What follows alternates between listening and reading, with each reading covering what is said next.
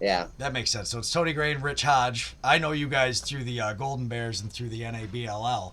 And what a job you guys have done. And how did you guys end up getting hooked up with the Battle of the Barge? That's, I guess, the first time I met you guys. And actually, where I got these hats. Thank you for the winter hats because it's cold up here right now. It was Paul, right? It was Yeah. Paul recruited us through the Instagram.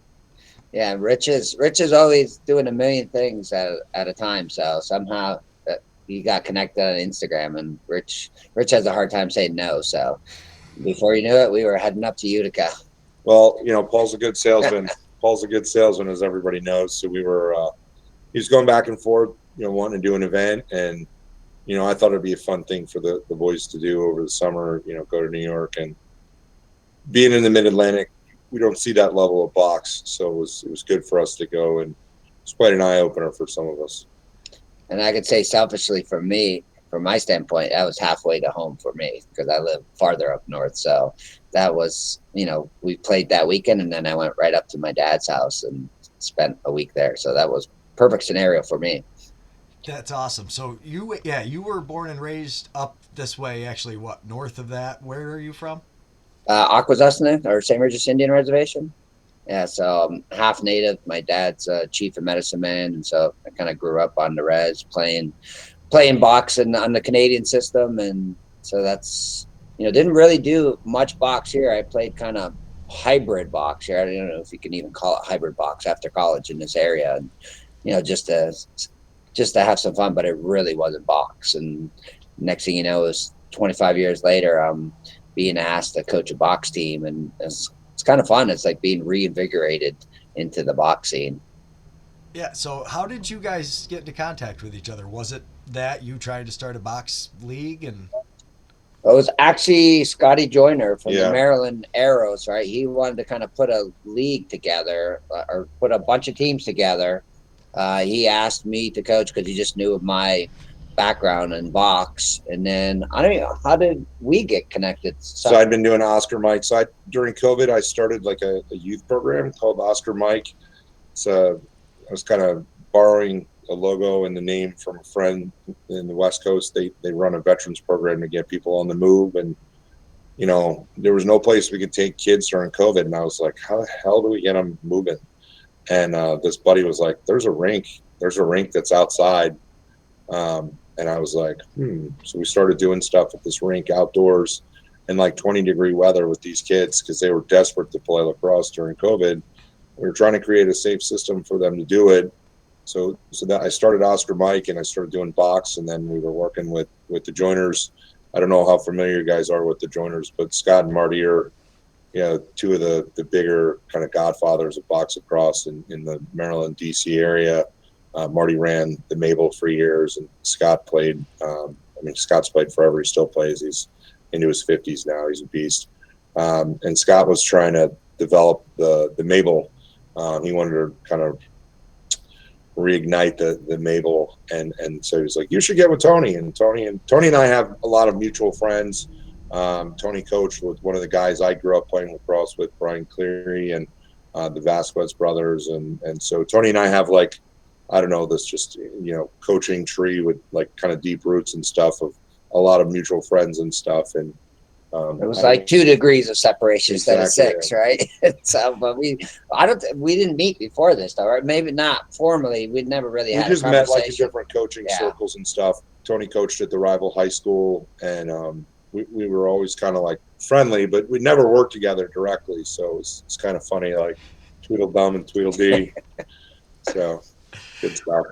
yeah, it's wicked fortunate for everybody that you guys met up because what you guys have created there. So I had the fortunate pleasure of getting to talk to Lloyd there, and that kid, like, he credits you guys so much with basically what you guys have done and like getting yourselves up to Battle on the Barge and playing everywhere. You guys travel a lot and dedicate a lot of time, but I mean, that's got to be an awesome feeling now to see. What did you guys have, 15, 16 guys that have played with the Golden Bears that are now in that new PBLA league?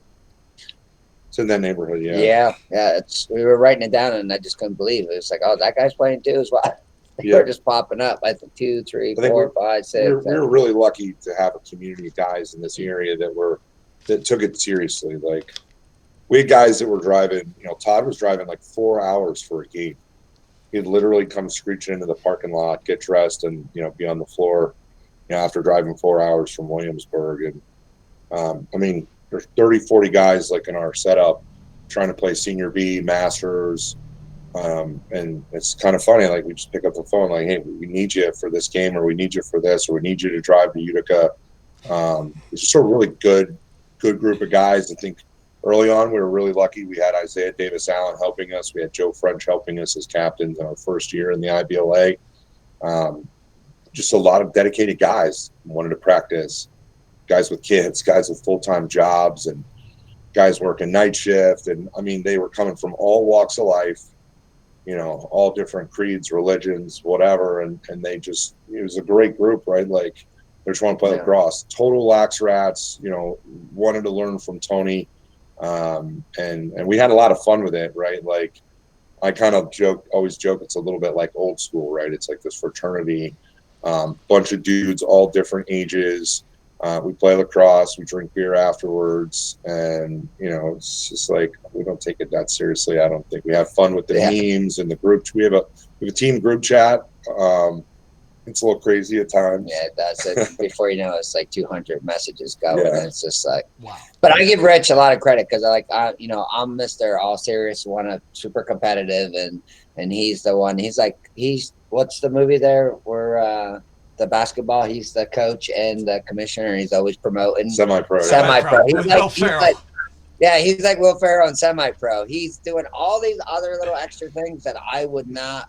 I personally would. Yeah, he's Jackie Moon. I wouldn't pay attention to that kind of stuff, but those are the things that the guys really, really love and gravitate to, and I think it's a good marriage for the two of us. I bring the serious side, he brings kind of the fun, and then we kind of hit best of both. Where I kind of think of myself as the straight guy, the basics, and Tony's the boomer making all the jokes all the time. So he's never serious, right? Except for when he's coaching. So it's a good mix. Yeah, it's funny because the lacrosse community is it's really a very small community still, and it's growing. But coming from where you did has got to be like so cool because as I've heard it described, everybody says it's a game best learned passed down.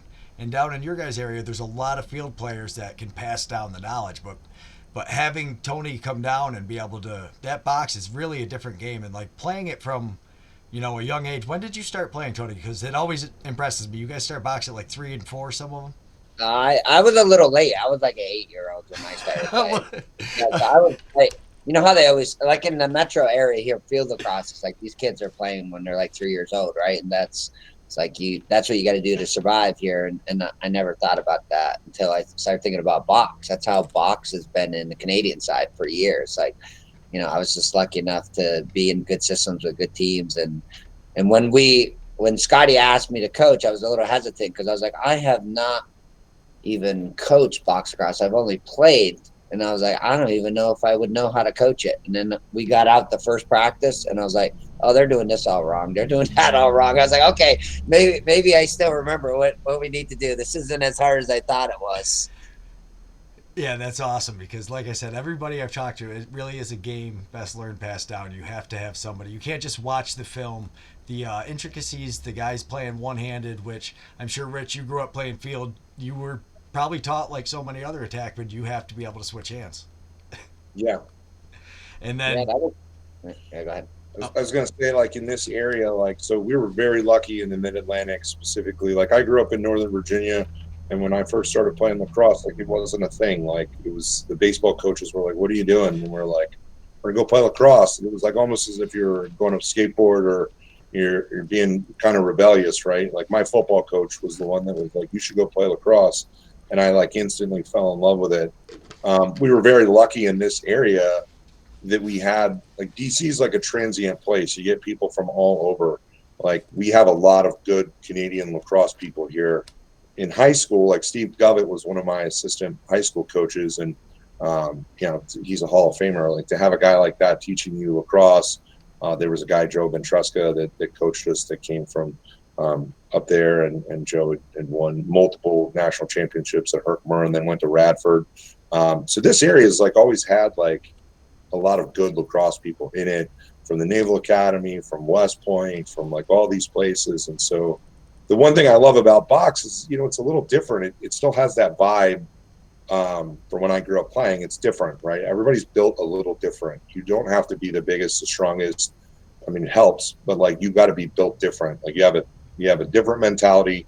You're willing to get roughed up. You're willing to sacrifice your body for a goal. You're willing to be a little bit better of a teammate. You got to do, like Tony was, when we first started teaching these kids, he's like, you guys got to do all the little things all the time. That's what's different about boxing field. In the field, you can have a cushion of space. You can set your feet and just hang out in a place. In box, you can't do any of that. You're either moving or you're off, and you're shooting quick 60-second sprints. You know, take your shift and you're off. And that's what I fell in love with. And there's been a lot of guys in our community. I think like Don West is a guy that plays goalie for us in our house league. When we first started, he was coming out helping the goalies. Got a lot of good box lacrosse people in this DC, Maryland, Virginia area that have been doing it for a long time. They were able to help us. Like a lot of people kind of set the table for us, which made it really easy for us to kind of do this. Yeah, it really does take a village, like you said. The goalie aspect of it's always really interesting to me because it's such a unique position. Like you can kind of translate a hockey goalie with some of the positioning and stuff, but the way they hold their stick and having two blockers, like catching something with your hand is a natural thing for most people. It's got to be really hard to find goalies, and like you said, you guys, it sounds like you got really lucky. You had a good goalie coach down there, somebody who could at least help explain it to you, and even trying to find goalies for a house league. What was it like trying to fill your first like team when you guys started? Well, so the hardest part is the investment, right? Like Tony and I are not millionaires. Like we're just a couple of average Joes. He's a school teacher. I'm a sales guy. Like luckily we had some old gear to start. You know, I was able to. Some Canadian guys were nice enough to send me down some gear through Facebook, and I think we cobbled together like 2 goalie kits. I think we're now up to like 4, but Yeah. I mean, it's super expensive, right? You're talking about $2,000 a kit, and then to store it, to haul it. Air it out. There's like, we literally are passing this crap back and Yeah, forth between, we have a shed.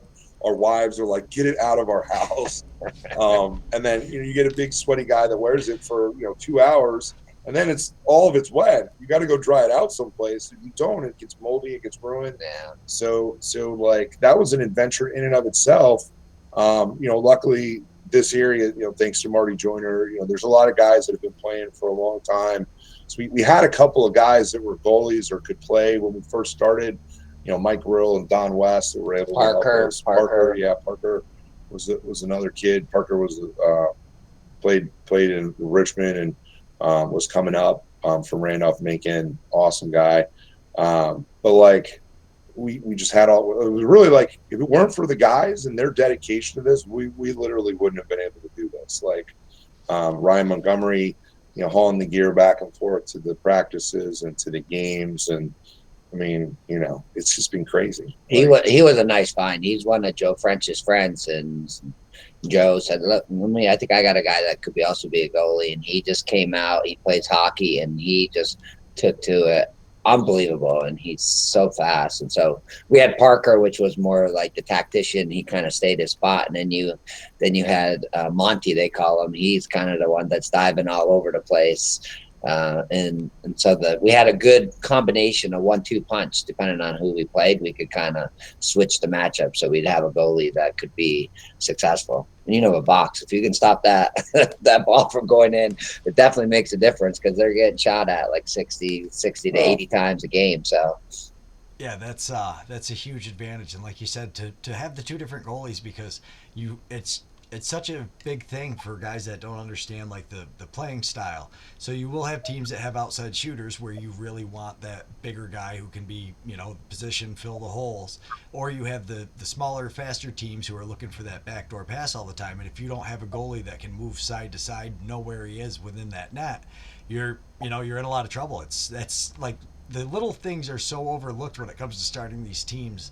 Like, to be able to make a competitive team, finding goalies like that, like you said, getting the gear. We're trying to start a youth league here, and we have not been able to come up with and now with the certification, so with our insurance, we're like, we can't use the old goalie, like hockey goalie gear, which would be the easiest way for us. So I don't know. It's definitely an adventure, and that's why I try to talk to like you guys, because I love the fact like you guys and Paul and the whole board and people that run these teams don't get enough credit. It's so much like extra time away from that. But that being said, with all that extra time away, you guys are building something magical. You guys offered 15 people a chance to play, some of which have never really played box or competitive box, and now are playing, professional box. That's got to be so rewarding. Yeah, I think so. Because when we first started, it was a bunch of field players. There was a small group that knew how to play box, but and I was like, this is something this year you're just gonna have to take your lumps, and you got to get used to getting hit, and just seeing how they developed. The first year was really well. Like our schedule worked out really well, where we had everybody came out in that first year, and so they really got to work as a unit and develop really quickly. And last year, I think our schedule didn't help out because our guys are so busy. They're like probably most of the players.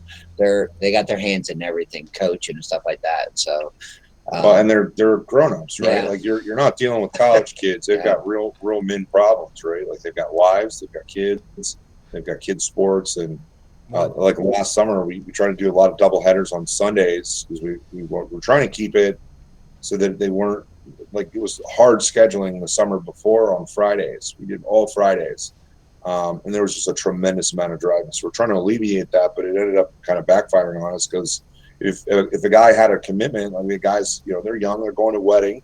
So if that guy was missing for a wedding, he didn't miss one game, he missed two games.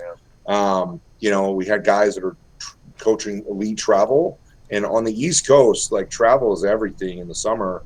And they literally start the first weekend, or they start before they get out of school.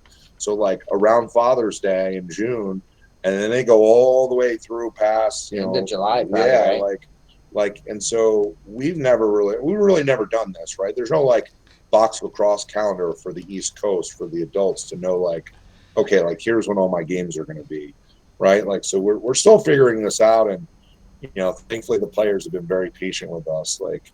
We have a great group of guys. Like it sucked last year, like we had a lot of guys that missed their commitments because they had to have 2 games in to play. Like Joe French was not able to play. Nick McAvoy was not able to play. So we had a lot of guys that just couldn't get to these games because of work commitments. And it was like, thankfully we had a lot of other guys that stepped up, and, I thought we had a really strong season. It was just a challenge. Like they have real stuff going on in their lives. So, this is really somewhere between like professional lacrosse and kind of like summer league, right? Like they're trying to make it all work, but like they've got girlfriends, they've got wives, they've got kids. There's so many priorities for these guys. So sometimes it's very challenging for them to get out there and do their thing. Yeah, and with the players you guys had, like you said, you had a mix of age groups, and that PBLA seems to be focusing on that younger college field player, which is what you guys kind of had to build your teams off of, which is probably why you guys had so much success, I guess I would say, with training players. I mean, if you have that many guys that play, yeah, some of these guys brought a lot of skills with them, but to learn the box game and to be able to play like that is there's no replicating doing. Like there's nothing like getting out on the field and playing. So just being able to get out there, and like you said, we're all trying to learn as we go. And I think a lot of our guys were like total box rats, right? Like they're playing in the MDLL in the wintertime. They were playing in travel tournaments, and any box lacrosse opportunity they could find, they would go and play with more dudes. They were going to Nashville. So they worked their tails off. I mean, I think they had an awesome coach in Tony. Tony was very good at helping them understand the box game, but I mean, they spent a lot of their own time, energy, and money traveling. I mean, they would get in a car, 3 or 4 of them, and go to Philadelphia or Nashville, or they would work with other teams. And we're very lucky on the East Coast. Like, there's a lot of good, kind of like tournament box teams and good teams, right? Like guys would be like, hey, we need one. Come join us. Come be a runner, that kind of thing. And I think our guys, every opportunity to do that, they did. Yeah, so. Especially once you get the super talented guys, like you said, that's what they are. They're tournament rats. They They Yeah. find that's when I was a competitive hockey player. That's what we did. Is you would find, if you had a weekend off, you would start calling around. Hey, what's going on? You guys got anything? Oh, sweet, we're going here. Or guys would call you. Hey, we got a tournament going on. We're 2 guys short, or we need a defenseman. So that was Yeah, let's rent the rink at 2 a.m. right, and Yeah. just skate and have an inter squad scrimmage, right? yeah. You're waking up at 3 o'clock in the morning to get out there for 4 because you have the time slot from 4:30 to 5:30. A lot of that growing up. Now, how many rinks do you guys have access to? It seems like there's quite a bit of box going on That down there. that's our biggest challenge right now. So we don't really have anything that's really dedicated that works really well for box in this area. So, like he said, the rink that he's been using for Oscar Mike is a beautiful outdoor rink from the Washington Capitals, but it's outdoors and it's like 45 minutes 40 west, minutes or almost like an hour west of DC. So, and some of our guys are coming from DC, Baltimore, down in Richmond area. So that's even extra long. So even though that's a great outdoor rink, that's pretty much off limits just due to plans. We don't really have a real barn though. Like Yeah. we do not have a barn in the DC region. It's something that we'd like to fix, and hopefully, I'm hoping that the PBLA as it grows, we can find a barn, or they can work with one of the hockey facilities here to buy a rug and kind of figure it out. But we use a lot of soccer facilities sometimes, and I mean, we'll drive 40 minutes or an hour and a half to Baltimore or Columbia. Baltimore's lucky; they have DeBurn and they have Myers, and then in the summertime there's a Columbia ice rink. They melt their ice, and so we have a concrete pad there. But that was a small window, so that's what we did we this only had that summer. for We 4 weeks. our whole league played in the Columbian ice rink all the way up until playoffs, but then it was 4 or 5 weeks. It was pretty much melted for, so it was a quick one. It was nice because everything was convenient. You knew where everybody was going to be, but we'd like to have our own home if possible. It's just like not having 2 doors, right? Like it's such a big thing for box. These soccer facilities typically have 1 door, or they've got goal cutouts behind the goals. Like you don't get rebounds, shot clocks, the surface. Like there is one roller hockey rink that's indoor near us, but it's tough, right? They have basketball that's in there, so you have these basketball hoops that sit like lower. So like the one thing, like we have a very resilient group of guys. Like they've played on every surface. They are hungry. Like they do not complain. They bring 2 pairs of shoes in their bag. They know to bring spikes and gums and they just play. It's one thing I love about our guys. They'll just play. They don't bitch and moan. The captains do a good job keeping them moving, and we go where we can. Like we don't make excuses. We go find spots to play. Yeah, and that being said, I heard the NABLL is going to bump everything forward a little bit to try to help. It sounds like guys like you and guys who have a lot of college kids with these shortened windows of space to facilities, because that has got to be. I can't imagine you guys are the only guys that have that problem. Not everybody's lucky like Paul that has turf. I mean, just to have some place that has turf year round, that's a huge thing, and. I was just gonna say I grew up on concrete, so I have no sympathy if somebody doesn't have turf. I was like, I grew up playing the whole thing. I was like, turf's like, oh, you're soft if you're playing on turf, but I get it. It's what everybody's playing on nowadays. But I like concrete. Like I thought this summer it was great for the boys to play on it. I thought it was really cool. The ball just and they when they slide, it's yeah. Everybody says polished concrete is so much faster, and you love playing on it until you're about 30, and then after you get over 30, you're like, you know what, falling on the turf is not nearly as bad. I might get a little rug burn, but I've got that cushion as I'm hitting. It's a tiny bit, right? Yeah, I didn't play it on polished till after 30, so I can't confirm that or deny it. Yeah, it's got to be such a challenge for you guys to try to find it. Like you said, the hockey rinks have that shortened window. So as we go forward with this, you guys, that is one thing I wanted to talk about, is you guys running that nationals. What were you thinking that you guys were like, yeah, we're going to take on this? I mean, and so close to, like, it seemed to all happen real fast. Like it was, everybody with their teams was like, what are we doing? What are we doing? What are we doing? Oh, wait, we've got this. Well, I think we were so close to it because Tony and I, we started in the IBLA. We won our region. We went to Florida, and we were really excited. We had a good team, good competitive team, and our guys. We love our guys. Our guys all chunked down like $600-700 a piece to go. But we had spent like $20,000-30,000 to go to this national tournament with these guys, and we get there, and it just wasn't up to our standard of how we do things. Like we are very, very lucky in the Mid-Atlantic that we have our Maryland region with the Wild, with the Arrows. We used to have the Bombers, but all the GMs, all the players and managers, I feel like we run a very strong region. And when we ended up at nationals, I mean, we're walking up and there's a guy from the Tampa team, and he's holding his wrist, and he'd broken his wrist, and he's basically like, "There's no trainer here. There's nobody to help me. I got to call 911." So I don't mean to disparage, the IBLA. There were many good things that came out of it, but I think Tony and I, we were like, there's got to be a better way to do this, and Scott Joyner was involved in that, and Tim from Nashville, and Dave and Rachel, and we all started to, Justin Otto started to talk, and we were trying to figure out like what the major pains were in the league. We tried to vote on an executive committee, which we did, and we founded this, and we did have our pains throughout the year. It's really hard doing this.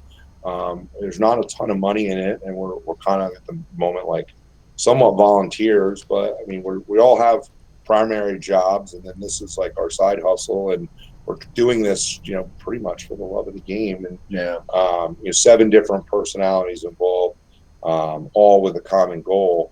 I mean, it was tough. Yeah. I think I'm one of the ones that I always kind of tell the other 6 owners, like, look, the benefit of having 7 is it's really great. You get a lot of different multiple perspectives, so you can look at it from a lot of different angles. But sometimes it takes a lot longer to get to one decision, right? So that's kind of it. And then we're flying the plane as we go, because it wasn't our intention to kind of start this NABLL. Our original intention was just to kind of help the league, the IBLA, things that we just kept hearing concerns. And I know from being a GM, one of the big concerns I had was a lack of communication. When I look back at it, there wasn't one league-wide communication throughout that whole year we were there. We didn't know who it was. Rich took it upon himself to find all the GM contacts and all the info, and then we just got it together. And before we knew it, once we started connecting all the GMs, we were just like, okay, so there's, we're not the only ones that thought some improvement needed to be done. So we still struggle with it too. It's hard. Like, people forget these GMs are not paid. They run these teams. They make virtually no money. They're supporting, these teams of 20 to 30 guys. They have jobs, kids, families, and some of them are running this through an Instagram. Some of these guys are running this through an email. Like, it's not always like, a team of people or, a GM and co-GM. Like, it's very, very hard at times. Everyone does their best, but it's not easy. I mean, we're trying to send out newsletters and figure out ways to reach everybody. And, thanks to you, we've been, trying to do more blogs, and, this is, I think, a good way for people to communicate and understand some of the challenges, pains, where we need to make improvements. But I mean, it's hard. There's 30 some odd teams in the league. We want to grow to 40, 50, 60. We want to have regions all over the country. We want to grow box lacrosse, and enable NABLL, kind of be the nexus of that, and supporting all these players throughout the country. It's very challenging at times to be everything to everybody. Yeah, and you guys really did a great job at that, though. So, I mean, that was when you guys started this. I didn't know anything about what had happened with the IBLA. I had just kind of hooked up with Paul by chance. And one thing I wanted to talk to you guys about is you seem to pay attention to the right things as you started this league going forward. Like, you focused your money on making sure you had, I'm not going to say I'm the best production company, but you made sure that you had somebody there with a instant replayability to make sure that you guys had like a chance for everybody to get their team sponsors out. Whether or not the teams chose to take advantage of that was up to them. Some teams we got a lot of sponsors, some not so much. But like you said, you're dealing with all kinds of different things, and I would say the way to gauge everybody's feeling of it is you guys have gotten a lot of new applications for teams. Is that correct? Yeah, that's correct. Well, I mean, I think the thing is, all of us are GMs, and so we wanted to make this a league for the teams, not like we're just running a league. We want to make it for the benefit of each GM, and so we've been trying to find ways to to help each team. And since there's 7 of us as GMs or presidents of the companies, we're able to know what the different concerns are, and we're just lucky enough to have owners from different parts of the country, which is really great. Like if everybody was from the East Coast, there would definitely be like a bias, right? But we got the West Coast, East Coast, we got the Midwest, so we are looking at it. We have people in each of the regions, not each region, but each of the areas. Crucial piece too, right? Like in lacrosse, because it's so East Coast focused, like we even forget sometimes. We'll be on a call and Dave, who's Pacific Northwest, or Rachel or Tim will be like,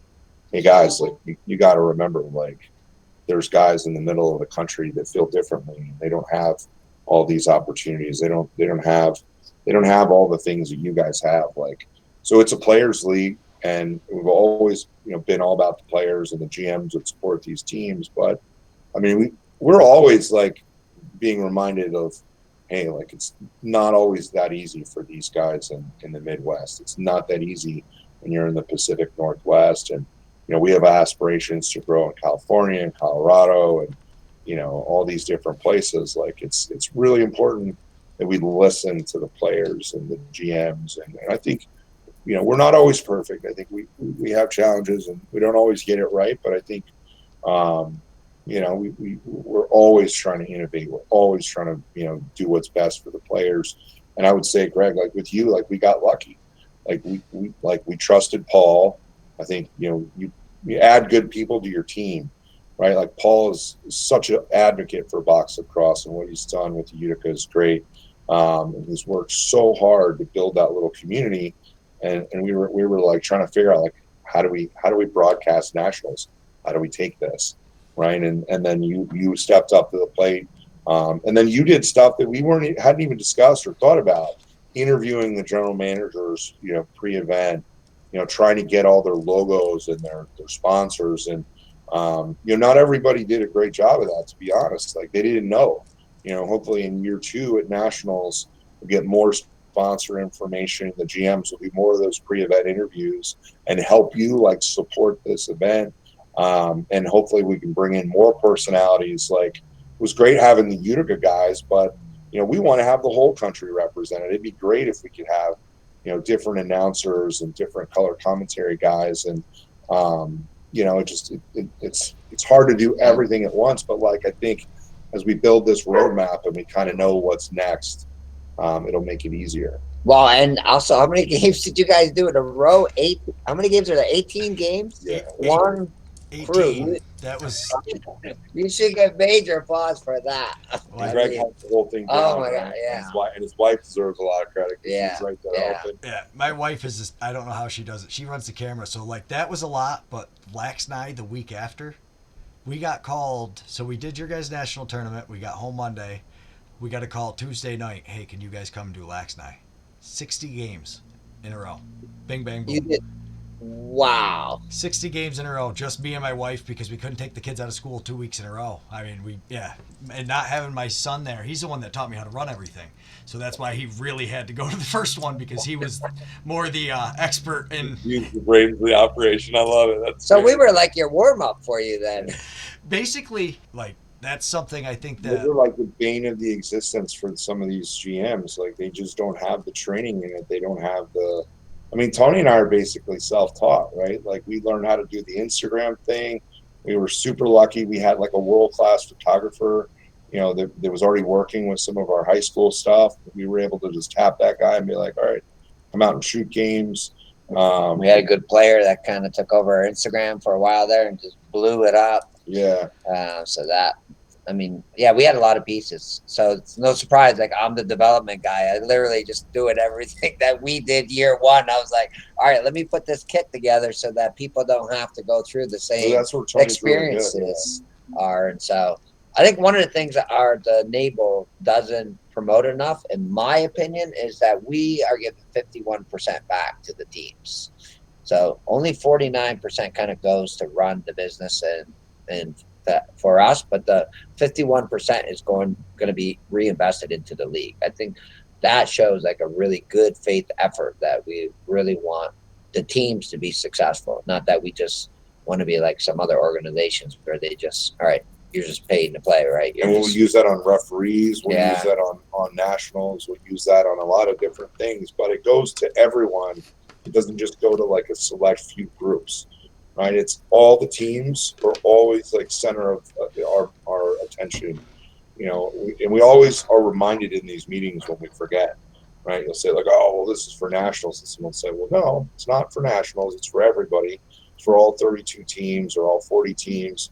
We're always focused on that equity piece and recognizing it's for more than just like a few teams. Yeah. Right. We think about everybody all the time. Well, that's a huge thing because I was able to talk to somebody who was basically telling me that 3 or 4 teams that they knew personally who were in the IBLA before sat out the first year, created their own little like house league. And then as soon as they saw how you guys treated everybody, how, like you said, you didn't just take the money, you sat all the way through nationals. You guys were the last people to leave. You were there helping us pack stuff up. And that was huge because I've talked to players who didn't really want to go on the record with it, but about some of the I don't even know what word to the debacle. The debacle that was nationals. Yeah, like where people were disappearing in getaway cars. Like, like that's bullshit. Like it is, and that's why everybody I've talked to is like, yeah, nobody has complained, which is really hard to believe because usually everybody complains, and every general manager that I've talked to has said that you guys are doing like a great job. At the beginning, everybody was like, what's going on? We need more information. But you guys very quickly took took the bull by the horns and just were like, okay, this is what we're doing. These are the refs you're using and everything. You managed the important stuff. And like you said, you had some hiccups, you had some learning experiences. And but talk about learning on the fly. So I didn't even know how to run any of this in February or March was the first. March was the very first thing I ever did. I went to a Utica Yeti practice and had my cell phone, and I was like, I could probably take a video and make a highlight reel for a couple guys, and wanted to teach myself something new, and it kind of escalated quickly.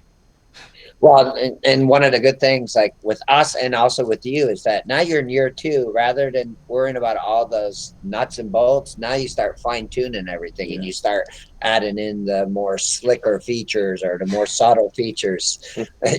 So and that's kind of what we're doing right now in the Naval. We're looking at, all right, how can we make it better what we did? Because now, first year was just like getting everything off the ground, getting it equitable, communicating. But now, how can we make our communication stuff look more aligned? How can we improve the website? How can we graphically make things look better? Because it's year 2 now, we can focus on that, right?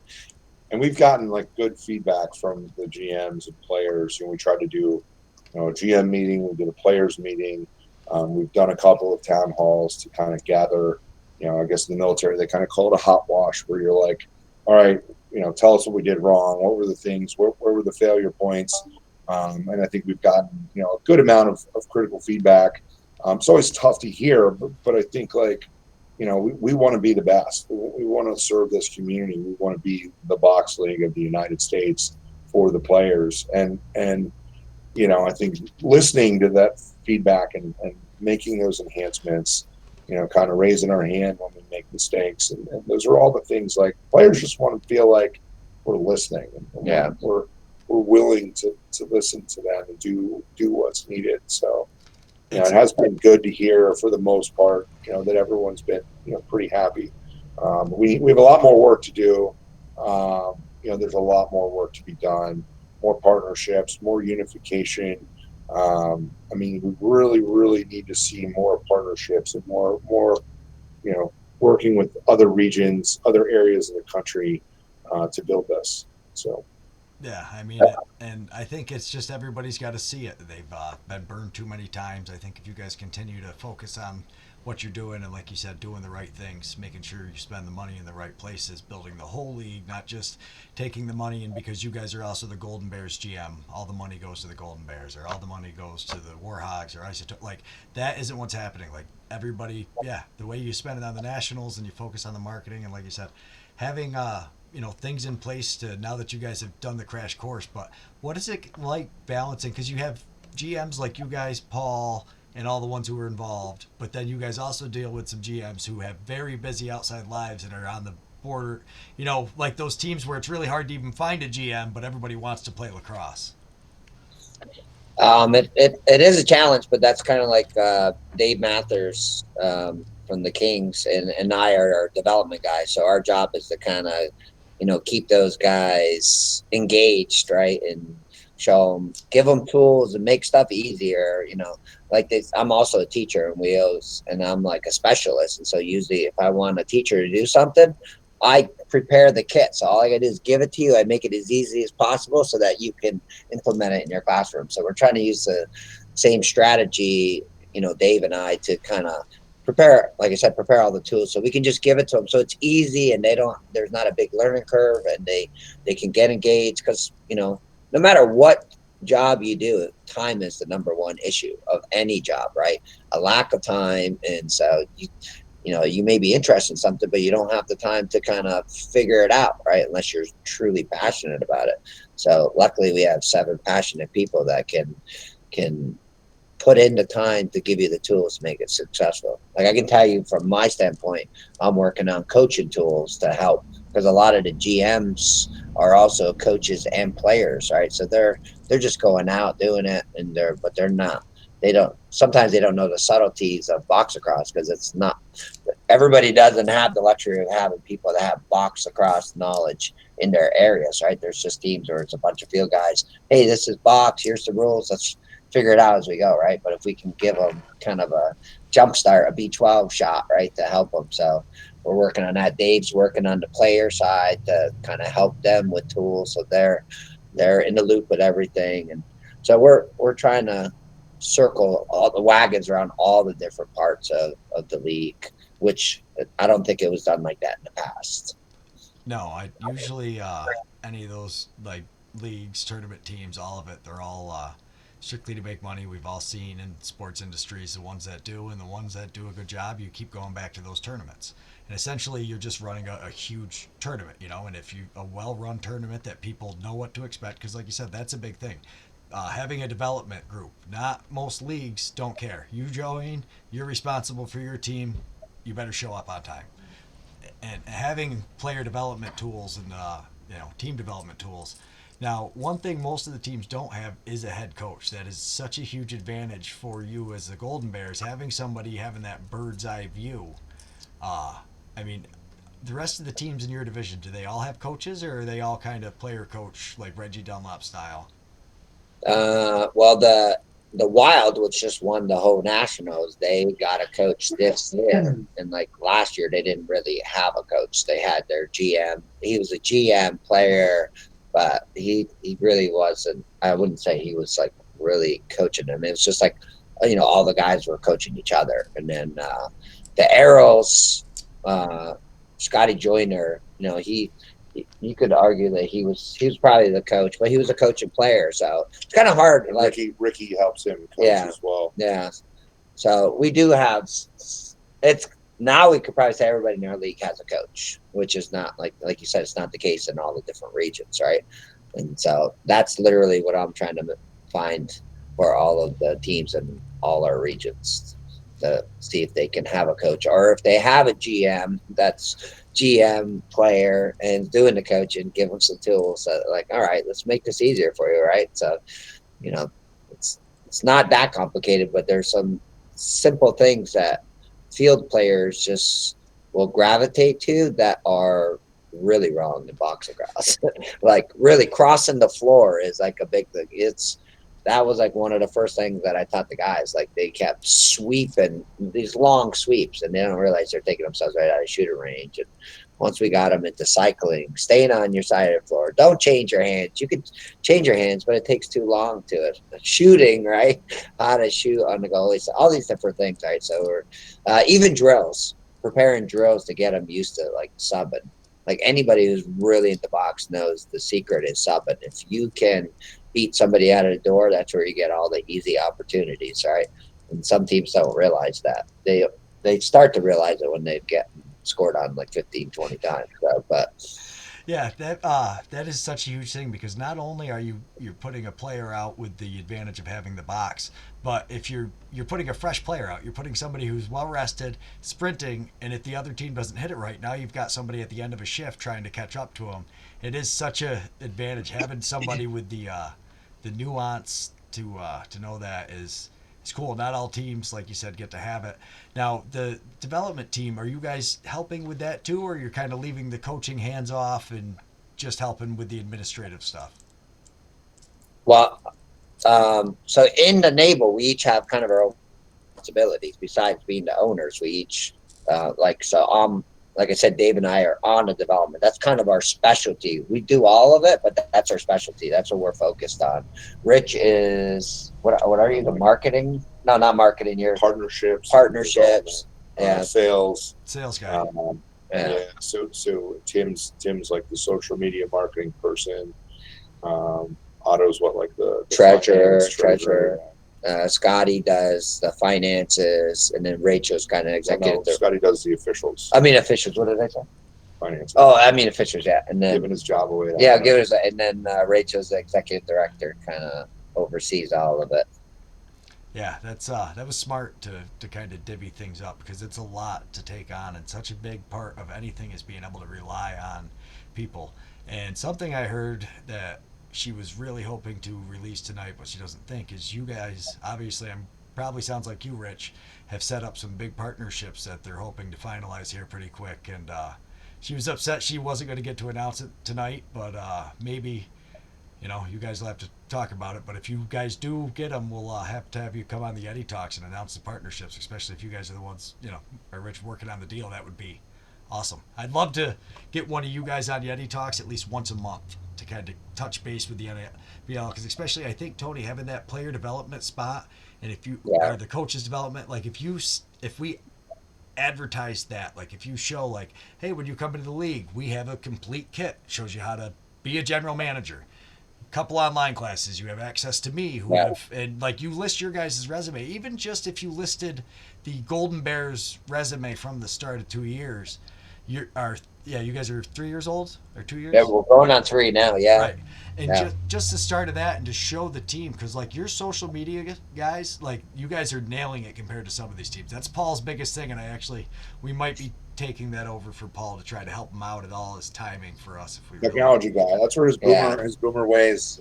Yeah. Paul's great. That's why I stay out of it, because I would be boomer production. If that's the joke, I'm boomer production. So I kind of stay out of that. You'll always know when Tony's on the social adding stuff.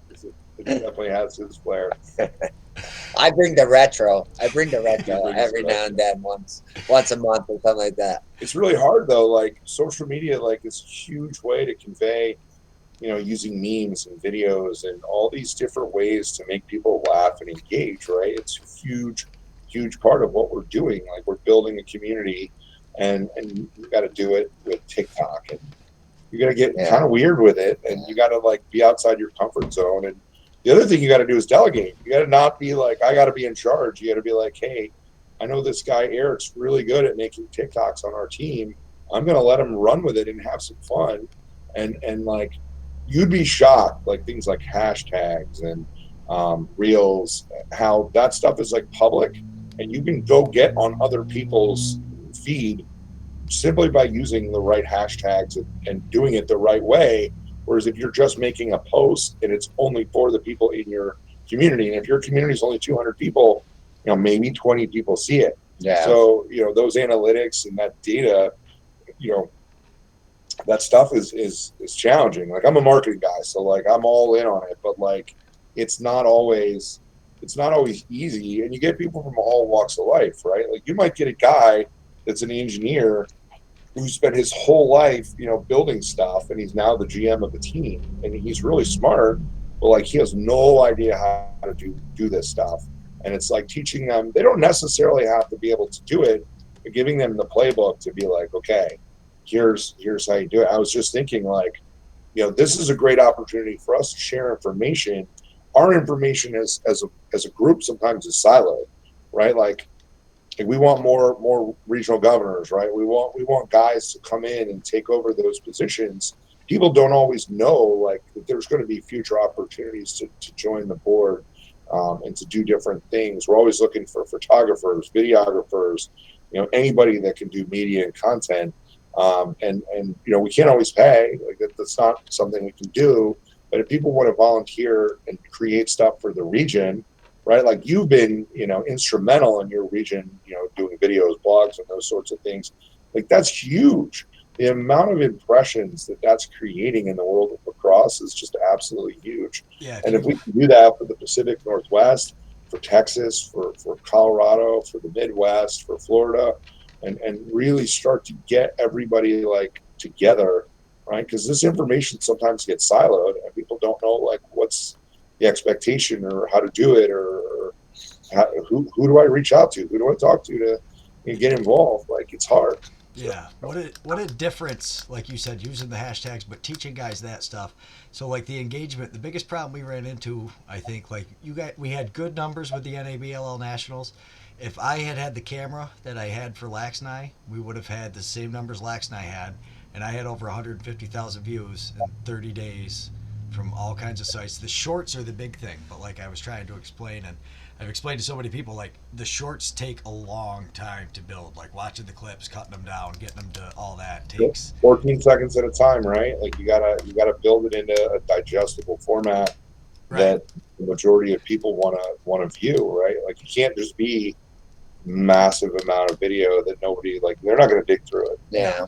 No, the not this day and age. No, maybe 7 seconds. That's what I found for the analytics. It's the best is if I can get a short to have a slow motion inside 7 seconds is. And then pair it with a song, right? Yeah, and that's the other thing. You got to get the popular songs, and trend it.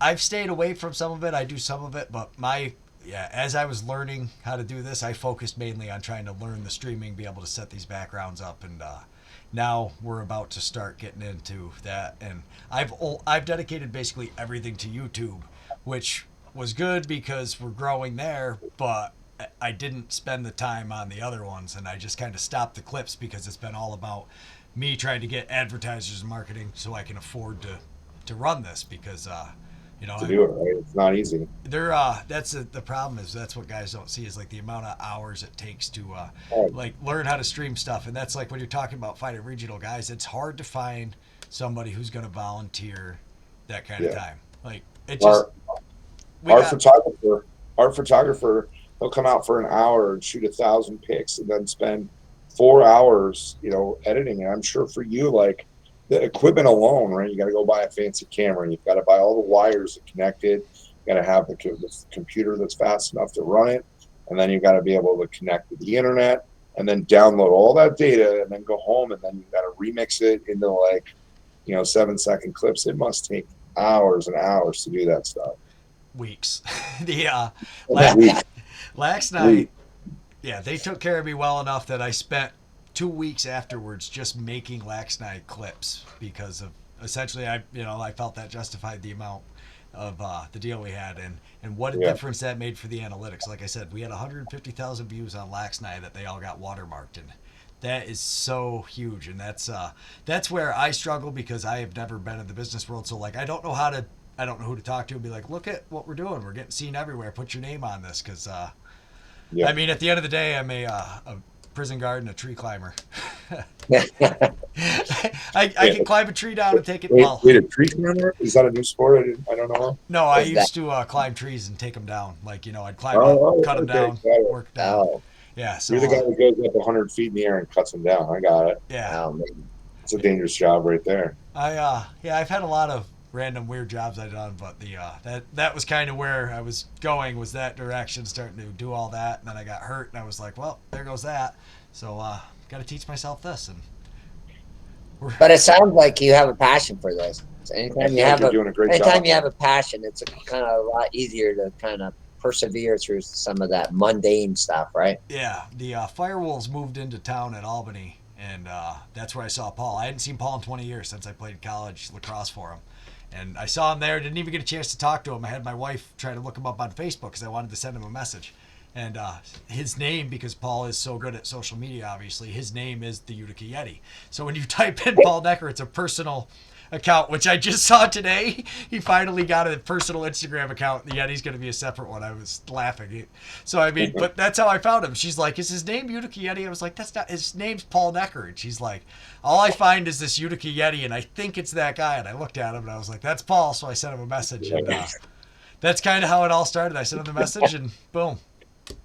Paul's going to be so pissed when he turns into this. We're just ripping it for being a boomer. Paul, I'm with you, buddy. I'm with you, buddy. Paul will totally tell you he is looking for anybody to run his social media stuff that wants to. That's why I think he likes doing the Eddie Talks, where I just sit there and blast his advertisers. He can sit there and talk about stuff, and seems to be going pretty well. We're getting a solid like 15, 20 people. No, we're how often do you do it? Every week? Or? Yeah, we do Wednesday. We hit 100 views with the one. It all depends on how the PBLA shares it. If they're feeling it and sharing it, and we're getting the love, like when you look at the numbers of NABLL, like you guys are so much better at the marketing aspect of it. Like you look at your Instagram followers and you look at the amount of subscriptions you have on your YouTube, and it kills me because it's like I have so much more content than like the league has, and it's just because I don't know that part of it. You guys do so much better at it, and it's like I just look at the numbers always, and I'm like, man, I got to learn how to do that. And as we were talking the other day, Rich, it's a learning process. You're gonna lose, you're gonna win, you're gonna just imagine you in the platform, right? Like if you create a relationship with the PBLA and the NLL, and then you have like this total platform where it's all the way up to the NLL and all the way down to the NABLL. That's where, I think this ecosystem, right? Like there's a lot of exciting things that are going to happen soon in the world of box lacrosse, like this outdoor lacrosse game that the Seals and the Dogs are going to do. I think is going to be huge for the community. I think, we're going to see the PBLA launch this week, and I'm really hopeful that they'll get good numbers for attendance and they can kind of make it through year one. I've been super impressed everything that they've been doing. It's really exciting. I think it sets the table, for the NABLL in the summertime. When we first got into this, the guys, the thing that the IBLA kind of got right was they were like, you're going to come in and play like semi-pro minor league ball, and then you're eventually going to go off to the NLL. Like that was the dream, right? They didn't always, I don't know that they ever capitalized on that, but helping the post-collegiate player who was looking for something more than just like men's league, right? And serving that community. And then now we're kind of seeing that the NABLL has created all these awesome teams, the Maine Northmen, the Wild, the teams in Minnesota, all the teams out west. And then these guys are going to eventually have opportunities to go play at another level. We need to get cameras on those teams, like actual game footage cameras, because what you saw at Nationals, like you're talking about, those Minnesota teams, the Seattle team, wow, the talent that they have in these little hidden pockets. Yeah. Well, one of the things that we talked about in our leagues, right? It's a challenge because it's not everybody's set up like Utica where they have all the bells and whistles right there. A lot of these guys are just like we said, just getting together and playing. That's their main thing. Anything else, it's extra to them, right? So we're trying to our goal is to eventually get everybody where they're doing all the necessities, right? But we just realized some teams are just not there yet, and so we just have to educating the be GMs, patient. Yeah. Educating the GMs too. Like here's where you upload your videos to this drive. Here's where you send your photos. Tag us, and the whole social media thing, and like learning how to use Instagram and TikTok. like you could do classes and classes Yeah. on that stuff. But like, I know we've seen a great flurry of stuff that's come out since a lot of these players got signed. It's really cool to see like the Northmen, like, kind of hyping the guys that came from their program. The guys from Charlotte were posting. There's a lot of guys in the league, so this is really, really exciting stuff. I think, I've heard some guys like, well, this is going to kill the NABLL. It's going to really take away talent. And I was like, well, you got to look at it this way, right? Like, we want to grow, right? And so any field guy that was unsure of playing NABLL, that was like kind of on the fence, they now know, like, well, there's some real opportunities for me to come in and maybe play at another level and get a paycheck. Like, it's a big deal for these guys to go off. They got drafted. They're going to go, and they're getting paid to fly to Charlotte. Or if you figure the league minimum, it's $11,000. If you dress up for every game, not counting, like you said, the travel. And I'm sorry to cut you off there, but I don't think people realize how much money these guys are actually getting. Like you said, $11,000 is a nice chunk of change for somebody. And I think where you're going is the GMs need to really learn what they're looking for, as far as you're going to get the guys you're trying to groom for that. You're not going to be able to count on the guy who scored 100 goals for you last year, because now he's, making a paycheck. He might not be able to spend the time commitment, with that. But I don't see any way that this hurts the league. I think it's so impressive that it shows how many guys from your league went there. Your league really is right now looking like the stepping stone to get into the PBLA. That's exactly. I was waiting for a spot to just say it's literally stepping stones, right? It's that, it's us, the PBLA, and then the NLL. And before that, that PBLA, you had to jump to get to the NLL. Now it's realistic to go from the PBLA and then eventually go to the NLL. Even though the rules are a little different, the overall game is the same. So I completely agree with you that this is a partnership. Everybody needs each other as much. They may be bigger dogs than us, but we all need each other. We are all rowing in the same boat, in the same direction. We all need to row together. Rising tide raises all boats, I think. 100%. Absolutely. Unfortunately, guys, I got to run because I actually got an appointment with Deej, the Collar City goalie, at 2. He was supposed to be noon. He actually texted me last night, so it was perfect when I saw your guys' message. I was like, oh, that's awesome. Noon works. So ask him about pulling a goalie in the first half. No, because that's all we'll talk about the entire podcast. Don't ask him. That was a joke. I was there when he was. Oh my God! I'll tell you later, Rich. He's got to go. Yeah. Thank you guys so much for your time. I really appreciate everything you do, and we'll be in touch. Yeah, if you need me to get coffee for you, I'll do it. Thanks a lot, guys. I really appreciate it. All right, take care, Greg. Thanks.